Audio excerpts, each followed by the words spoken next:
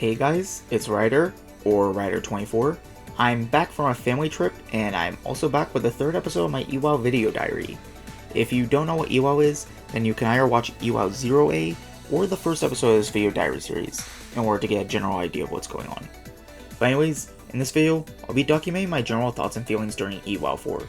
It seems like we're just about to catch up with the series, so obviously output here will slow down in the future, and this channel will likely focus on other passions of mine in the coming weeks during the waiting periods.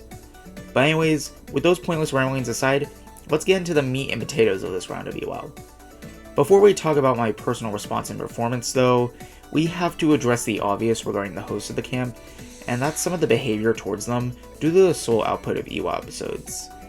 I said I would follow up on this topic in the EWOW 3 video, and so here we go. Has EWOW as a camp been run perfectly? No, of course not. No one's perfect, and it's unreasonable to expect such. Are there things that you could reasonably critique? Yes, I think so.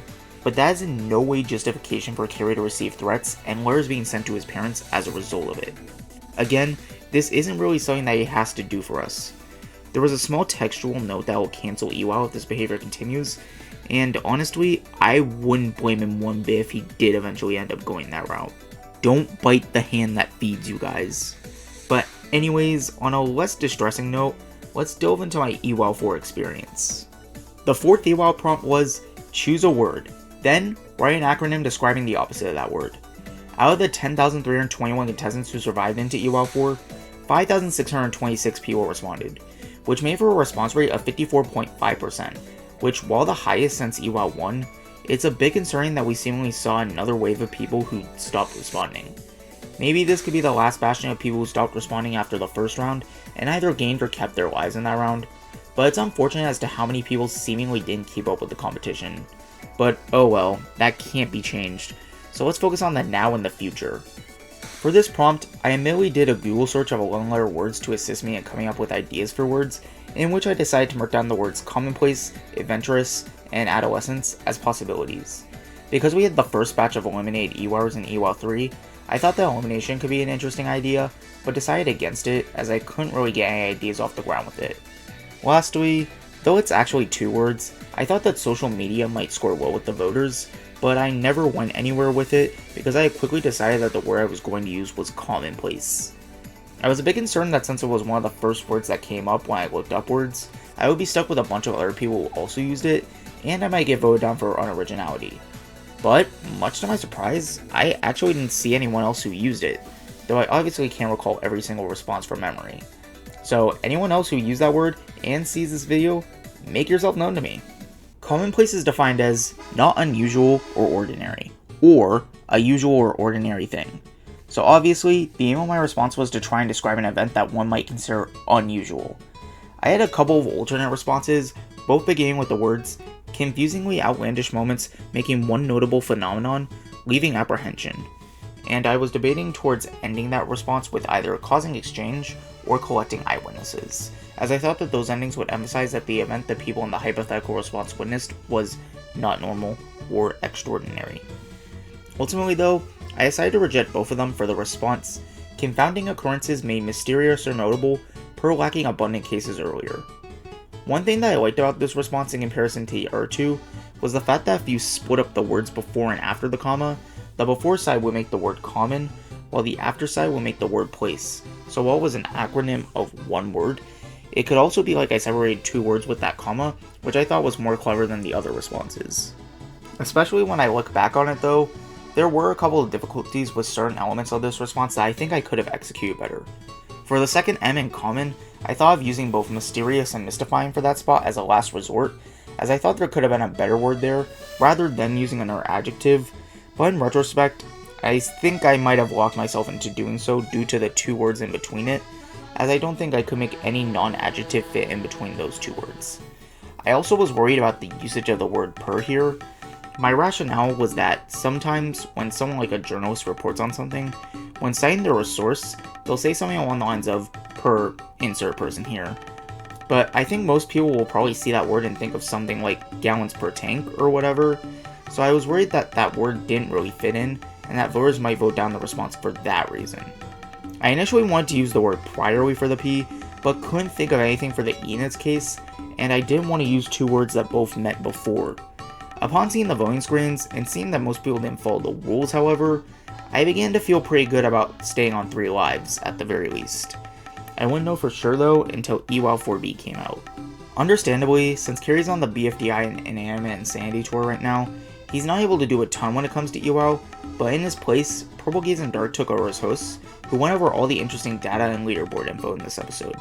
And if you two happen to see this, you guys did a great job as hosts.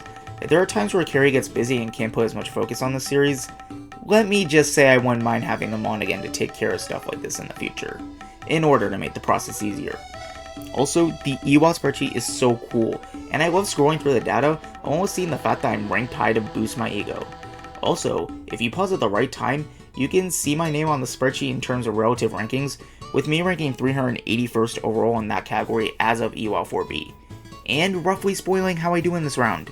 There I am, Gary, there I am! Now that the part's out, however, how did I do? Well, with my response of confounding occurrences made mysterious or notable, per lacking abundant cases earlier, I ranked 765th out of 5,626 responses, with a raw score of 73.04%, a standard deviation of 22.08%, received 12 votes, and it outperformed 86.42% of other responses.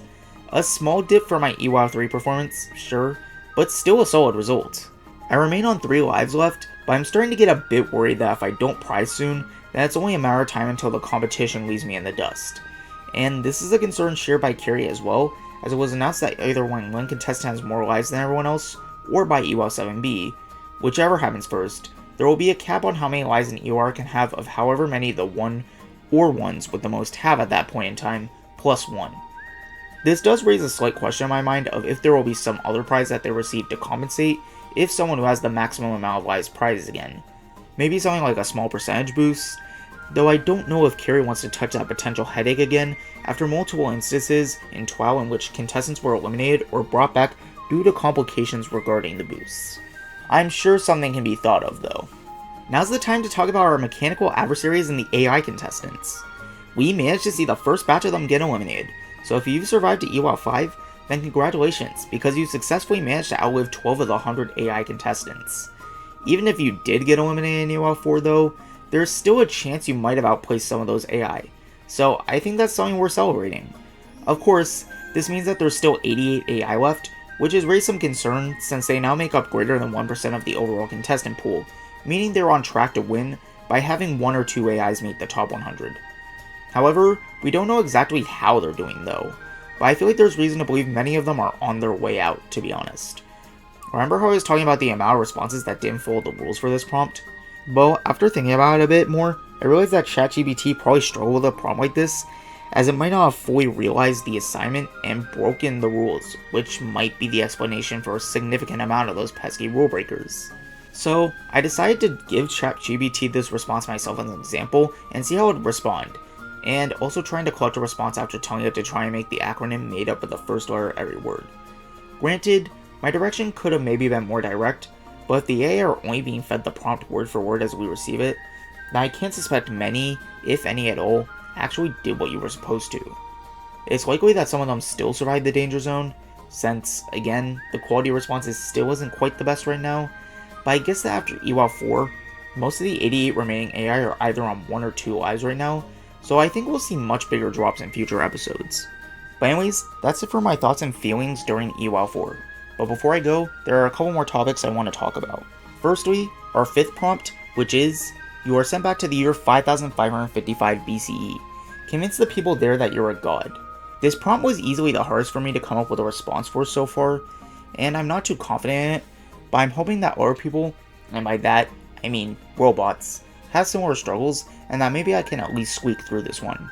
I, at the very least, don't think my response was anything that could be mistaken for an AI response, for one reason or another. Next, I talked about my journey, but not how I fared compared to the host of the camp, in Cary. Through 4 rounds, we may both be on 3 lives right now, but we've taken vastly different roads to get there. While I've maintained residence in the safe zone in all 4 rounds, Cary actually prized in the first 2 rounds, even placing in the top 100 in EWOW 2, but since then has lost both of those lives, earning scores of under 35% in both EWOWs 3 and 4. But with that out of the way, that's it for my video diary for EWOW 4. I wish anyone still competing good luck in this upcoming round, and I hope you'll be here for my video diary on EWOW 5.